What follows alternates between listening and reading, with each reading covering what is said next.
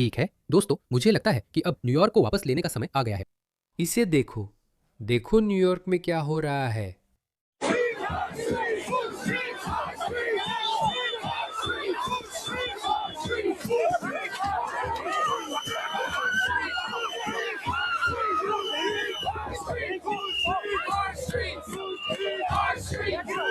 अमेरिकी पुलिस, वाह, लोग इसके बारे में बातें किया करते थे। तुम एनवाईपीडी से पंगा नहीं लेते, उनसे पंगा मत लो।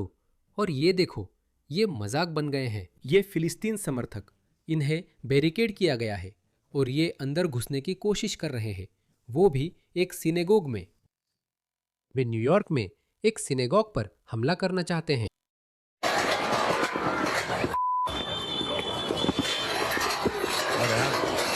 ओह, वे अंदर घुस चुके हैं।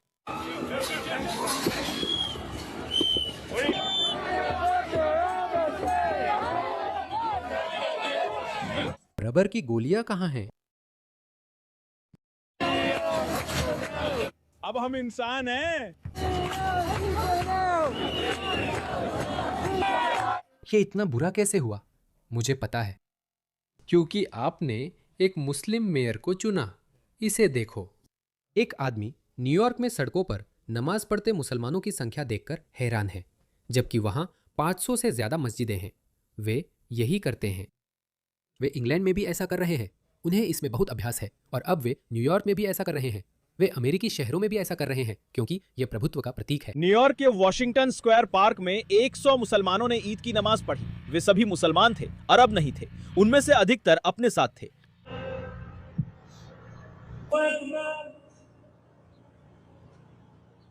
वे सभी मुसलमान हैं। मामदानी को वोट देने वाले वे बेवकूफ वोक लोग कहाँ हैं? क्या उन्हें यह पसंद है? मुझे लगता है हाँ। यार, लेफ्टी वोक पागलपन तो हद से परे है। ये तो हद से परे है। इसे देखो। Free taxi, free taxi. ये क्या बकवास है, उसे देखो। ये पुलिस वाले जान बचाने को लटके हैं। 20 साल पहले दुनिया अलग थी। वे कभी हिम्मत नहीं करते। वे कभी हिम्मत नहीं करते। वे लोग एक सिनेगॉग में घुसने की कोशिश कर रहे हैं दोस्तों। वे लोग एक सिनेगॉग में घुसने की कोशिश कर रहे हैं। रबर की गोलियां कहाँ हैं? लाठियां कहाँ हैं? तुम क्या कर रहे हो? ये इलाका तुम्हारे चलने के लिए है। ये क्या बकवास है? हे भगवान, दफा हो जाओ, यहाँ से चले जाओ। कानून प्रवर्तन अधिकारी पर हमला करना पहले बहुत बड़ी गलती मानी जाती थी। जाओ। ये क्या है? मैं सोचता हूँ, पुराने कानून प्रवर्तन अधिकारी इसे कैसे देख रहे होंगे और क्या सोचते होंगे। पहले ऐसा था कि अगर आप उन्हें छू ले तो वे आपकी हड्डियां तोड़ देंगे। सच कहूं, वो दिन याद आते हैं। वह एक मुसलमान है। कम से कम वो अपना काम कर रहा है। ये नहीं कह रहा कि अंदर आ जाओ, मैं नहीं देखूंगा। तुम नहीं बताओगे तो मैं भी नहीं बताऊंगा। ये क्या है?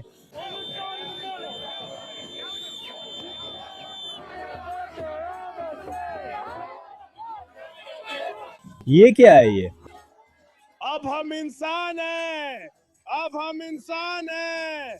अब हम इंसान हैं। देखो अमेरिका, तुम प्रतीकों पर प्रतिबंध नहीं लगा सकते। तुम इन झंडों या नारों पर वैसे प्रतिबंध नहीं लगा सकते जैसे ऑस्ट्रेलिया या यूके ने लगाए हैं, क्योंकि तुम्हें अभिव्यक्ति की स्वतंत्रता के संवैधानिक अधिकार मिले हुए हैं। लेकिन तुम नागरिकता रद्द कर सकते हो। मुझे पता है, माइकल रूबियो इन लोगों के वीजा और ग्रीन कार्ड रद्द कर रहे हैं। लेकिन उन लोगों का क्या करें जो अमेरिकी नागरिक हैं? निश्चित रूप से आप इसका कोई हल निकाल सकते हैं। ये लोग अमेरिका के प्रति वफादार नहीं हैं। ये लोग अमेरिका को ईंट दर ईंट तोड़ने वाले हैं। इनकी अमेरिका के प्रति कोई वफादारी नहीं है। तुम मेरे साथ क्या कर रहे हो?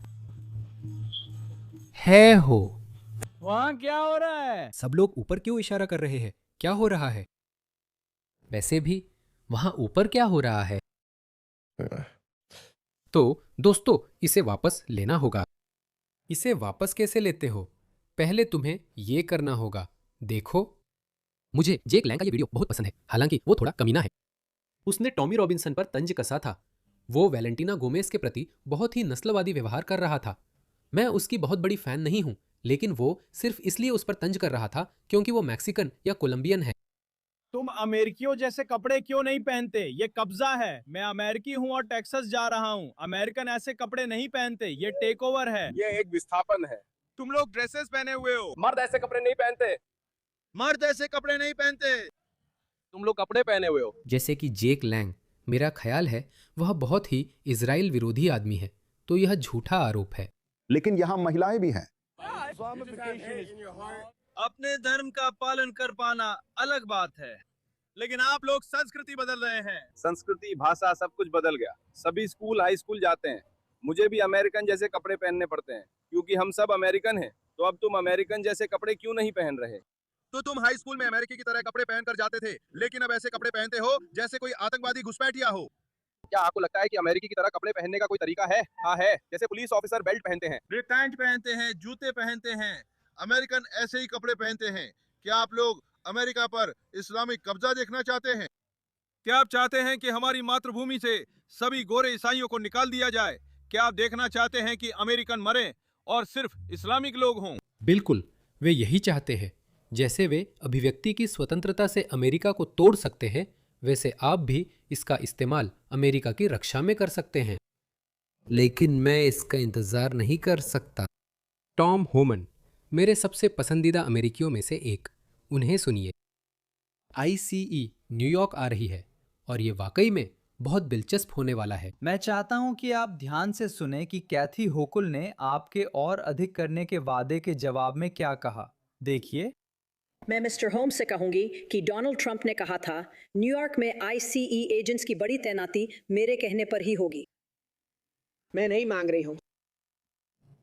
टॉम, वो कह रही हैं कि वो मांग नहीं रही हैं, तो बीच में मत पड़ो। ठीक है गवर्नर हो को, मैं भी नहीं मांग रहा। मैंने कह दिया हम करेंगे। नहीं, वो इस कानून पर हस्ताक्षर और समर्थन करना चाहती है ताकि हमें जेल से बाहर रखा जा सके। ये 287G समझौते खत्म करेगा और ये हमें जेल की सुरक्षा और सुरक्षित माहौल में किसी अपराधी गैर नागरिक को गिरफ्तार करने से रोकेगा। हमारे न्यूयॉर्क में साझेदारियां हैं, आप जानते हैं, पूरे राज्य में।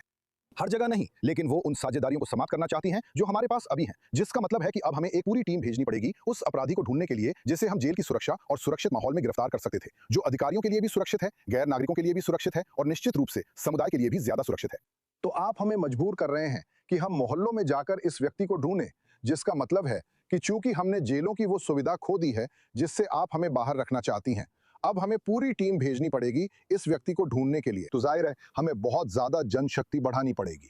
और सिर्फ इतना ही नहीं, वो कहती हैं कि वो प्रवासी समुदायों की रक्षा करना चाहती हैं। सच में? अब हम एक अवैध प्रवासी को गिरफ्तार कर रहे हैं। हम न्यूयॉर्क राज्य के किसी भी शेरिफ से हिरासत के लिए एक भी जगह नहीं ले सकते, तो हम क्या करेंगे? हम एक अवैध प्रवासी को गिरफ्तार करेंगे। हम उन्हें टेक्सास या एरिजोना के किसी हिरासत केंद्र में परिवार और वकीलों से दूर हवाई जहाज से ले जाएंगे।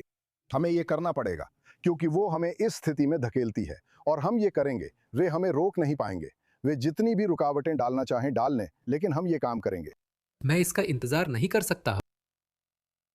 अब आस्तीनें चढ़ाने, काम पर लगने और इन लोगों को बाहर निकालने का समय है।